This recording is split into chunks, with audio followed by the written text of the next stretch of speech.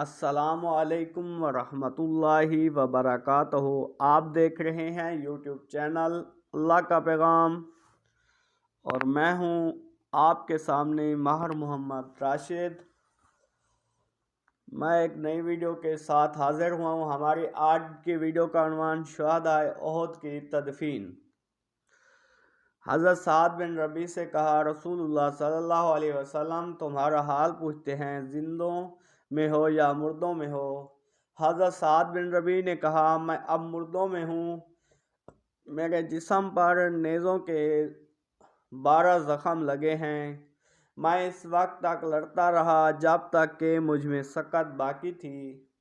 اب تم رسول اللہ صلی اللہ علیہ وسلم سے میرا سلام عرض کرنا اور کہنا کہ ابن ربیع آپ کے لیے عرض کرتا ہے کہ اللہ تعالیٰ آپ کو ہماری طرف سے وہی بہترین جزا عطا فرمائے جو ایک امت کی طرف سے اس کے نبی کو مل سکتی ہے۔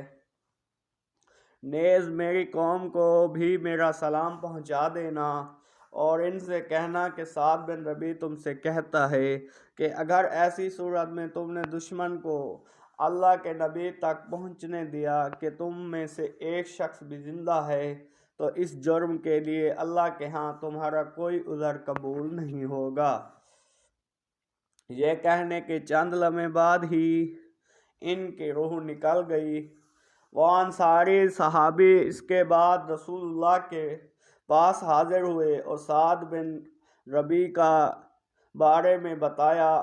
تب آپ صلی اللہ علیہ وسلم نے ان کے بارے میں ارشاد فرمایا، اللہ تعالیٰ سعد پر رحمت فرمائے، اس نے صرف اللہ اور اس کے رسول کے لیے زندگی میں بھی اور مرتے وقت بھی دونوں حالتوں میں خیر خواہی کی ہے۔ حضرت سعد کی 2 صاحبزادیاں تھیں۔ ان کی ایک صاحبزادی حضرت ابو بکر کی خلافت کے زمانے میں ایک مرتبہ ان سے ملنے کے لیے آئیں۔ آپ نے ان کے لیے چادر بچھا دی۔ ایسے میں حضرت عمر تشریف لے آئے۔ انہوں نے حضرت ابو بکر صدیق سے پوچھا، یہ خاتون کون ہیں؟ تو حضرت ابو بکر صدیق نے فرمایا، یہ اس شخص کی بیٹی ہے جو مجھ سے اور تم سے بہتر تھا۔ حضرت عمر نے پوچھا، اے خلیفہ رسول وہ کون شخص تھا؟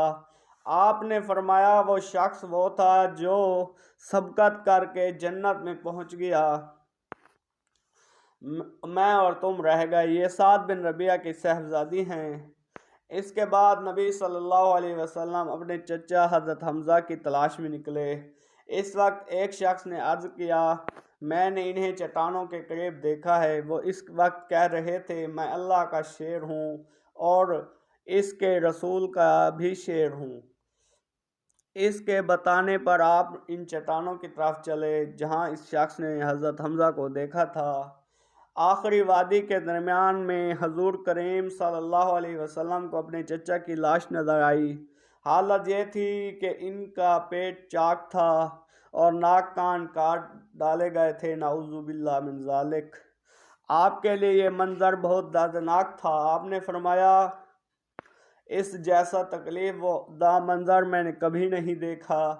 پھر آپ صلی اللہ علیہ وسلم خوب روئے۔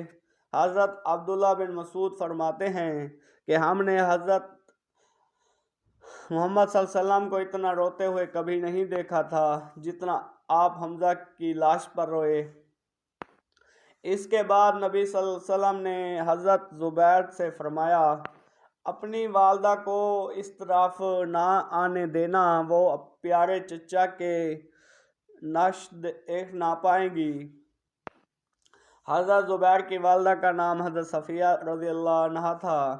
وہ حضرت حمزہ کی بہن تھیں اور رسول اللہ صلی اللہ علیہ وسلم کی پھوپھی تھیں۔ حکم سنتے ہی حضرت زبیر مدینہ منورہ کے راستے پر پہنچ گئے۔ اس طرف سے حضرت صفیہ چلی آ رہی تھیں۔ وہ انہیں دیکھتے ہی بولے، ماں آپ واپس چلی جائیں۔ اس پر حضرت صفیہ نے بیٹے کے سینے پر ہاتھ مارا اور فرمایا، کیوں چلی جاؤں؟ مجھے معلوم ہے کہ میرے بھائی کی لاش کا مسئلہ کیا گیا ہے۔ اگر یہ سب خدا کی راہ میں ہوا ہے، میں انشاءاللہ صبر کا دامن نہیں چھوڑوں گی۔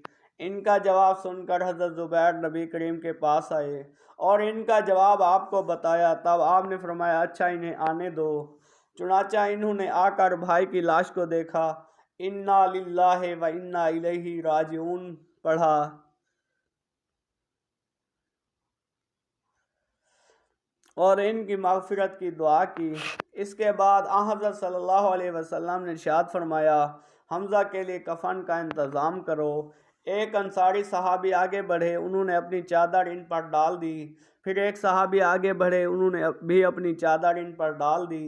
हुज़ूर सल्लल्लाहु अलैहि वसल्लम ने हज़रत जाबिर रज़ियल्लाहु अन्हु से फरमाया, जाबिर, इनमें से एक चादर तुम्हारे वालिद के लिए है और दूसरी चादर मेरे चचा की होगी।